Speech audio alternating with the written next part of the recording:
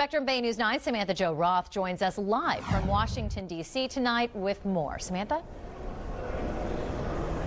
Well, Rachel, Senator Bill Nelson and Rubio sent a letter to FEMA administrators today urging them to expedite the reimbursement process for damage-related expenses for local governments. But unfortunately, there's a major holdup.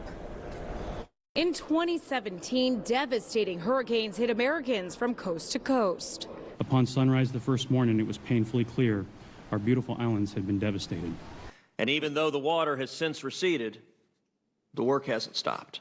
That work has been put on hold for many local governments who are still waiting to be reimbursed by the federal government for tens of millions of dollars in recovery costs. In Marathon, we've depleted all of the reserves that we set aside for hurricane response. Chuck Lindsay, the city manager for Marathon, Florida, testified before a key Senate panel that the city has not received a single reimbursement from FEMA 6 months after Hurricane Irma, which made a Category 4 landfall. Our fear is if we have another storm come and we don't have those reserves in place, then we're at tremendous risk coming into the next season. The problem, Senator Bill Nelson says, is bureaucracy. We did it legislatively. We appropriated the money. The money is there in FEMA. Now they need to get it out the door.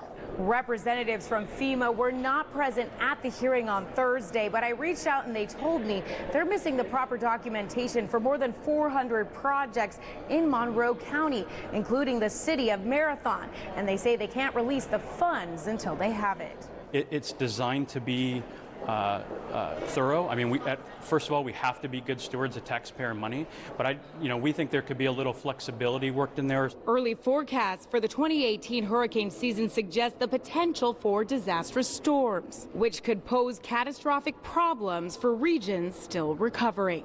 What happens if we have another hurricane soon and they haven't even gotten the money to reimburse them for the debris cleanup last summer, a year ago? It's not a good situation. Now, I spoke with representatives from FEMA, and they did stress that they have provided $17 million in grants to individual homeowners and renters in the city of Marathon. Now, the city of Marathon has submitted about $17 million in expenses related to the storm, and apparently FEMA has approved about $3 million of that. It's held up now at the Department of Emergency Management. Sending it back to you. All right. Thank you so much, Samantha. The memories of